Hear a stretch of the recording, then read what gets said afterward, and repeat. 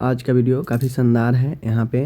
तो जो भी जीएनएम के आप मध्य प्रदेश में एग्ज़ाम देने वाले हैं, टाइम टेबल निकला है। बहुत सारे लोगों का सवाल है कि ये सप्लीमेंट्री क्यों लिखा है। सप्लीमेंट्री पर लोगों का सवाल आ रहा है कि सप्लीमेंट्री आके क्यों लिख रहा है। थर्ड ईयर का जब मेन एग्ज़ाम होना है तो वहाँ पे भी सप्लीमेंट्री क्यों लिख रहा है। उसके बाद यहाँ पे सप्लीमेंट्री लिखा है जबकि अभी 24 से 25 का कोई एग्ज़ाम हुआ ही नहीं है। अभी फर्स्ट टाइम 24 से 25 का एग्ज़ाम ही हो रहा है एएनएम का, तो फिर सप्लीमेंट्री क्यों यहाँ पे लिख रहा है। इसी प्रकार से थर्ड ईयर जीएनएम में सप्लीमेंट्री तो हो चुका है, तो फिर सप्लीमेंट्री क्यों लिख रहा है, ये सवाल है। ठीक है, तो चलिए ये सवाल आज कन्फ्यूजन आप लोग को दूर हो जाएगा।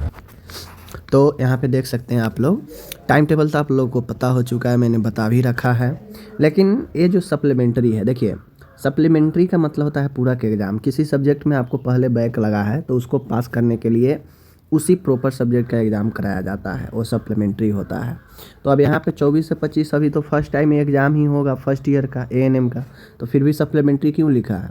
तो सप्लीमेंट्री इसलिए लिखा है कि अगर फर्स्ट ईयर में कोई पहले अगर फेल हुए होंगे तो उनका एग्ज़ाम यहाँ पे हो जाएगा। ठीक है, उसी के बाद सेकेंड ईयर देखिए, तो सेकेंड ईयर में भी सेम है, पहले अगर कोई फेल हुए होंगे तो यहाँ पे है। उसी प्रकार से सेकेंड ईयर में भी पहले जो फेल हुए होंगे उनका जो है यहाँ पे सप्लीमेंट्री होगा।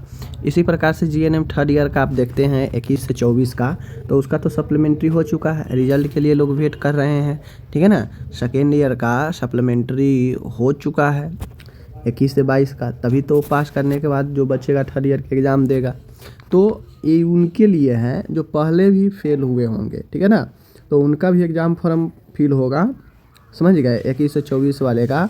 और जो छूट गए होंगे सप्लीमेंट्री वगैरह में, या यूँ कहा जाए थर्ड ईयर में भी उनका सप्ली लगा होगा, थर्ड ईयर में भी पहले सेशन का सप्ली लगा होगा तो उनका भी एग्ज़ाम होगा। सप्ली यानी पहले जो बैक लगा होगा उन सब का थर्ड ईयर का भी एग्ज़ाम सप्लीमेंट्री में होगा और 21 से 24 का मेन एग्ज़ाम के तहत होगा। बात समझ गए, तो यही इसका जो है मेन चीज़ें हैं।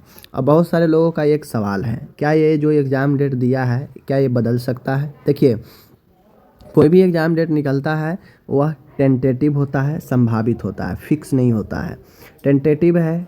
अब यहाँ पे सारा चीज़ कुछ ठीक रहा तो एग्ज़ाम 27/4 से शुरू हो जाएगा। अगर चीज़ें ठीक नहीं रहीं, टाइम मैनेजमेंट इन लोग का नहीं हो पाया इतने समय में, तो फिर ये टाइम आगे भी बढ़ा सकते हैं, क्योंकि अभी सप्लीमेंट्री का भी रिज़ल्ट आना बाकी है। सप्लीमेंट तो यहाँ पे सब देख सकते हैं। बाकी ये टेंटेटिव है, मतलब जब तक एग्ज़ाम नहीं हो जाता आप इसे कंफर्म नहीं कर सकते हैं, क्योंकि टेंटेटिव कोई भी 1-1.5 महीना पहले अगर एग्ज़ाम डेट निकलता है तो कोई भी एग्ज़ाम डेट आगे इतना निकलता है तो टेंटेटिव ही होता है, क्योंकि आगे क्या छुट्टी पड़ा, क्या काउंसिल का आगे शेड्यूल है वो पता होता नहीं है। अचानक से कोई शेड्यूल आगे आ जाएगा तो पहले उसको करना अगर रहेगा तो ये चीज़ें कैंसिल हो जाएंगी, या मैनेजमेंट सेंटर, ठीक है, क्वेश्चन पेपर ये सब रेडी नहीं है तो फिर आगे डेट बढ़ाया जाता है। बात समझिए कि नहीं, तो ये सारा चीज़ है। बाकी डेट निकला है तो हम लोग तो मान के चलेंगे यही जो डेट यहाँ पे निकाला गया है 27 से, ठीक है ना, और 28 और 30 आपका थर्ड ईयर जीएनएम का है। बाकी अगर एग्ज़ाम इस डेट पर हो जाता है बहुत अच्छा है, एग्ज़ाम हो भी जाना चाहिए इस डेट पर, क्योंकि बहुत ज़्यादा समय ऑलरेडी निकल चुका है, तो इस डेट पर एग्ज़ाम हो भी जाना चाहिए।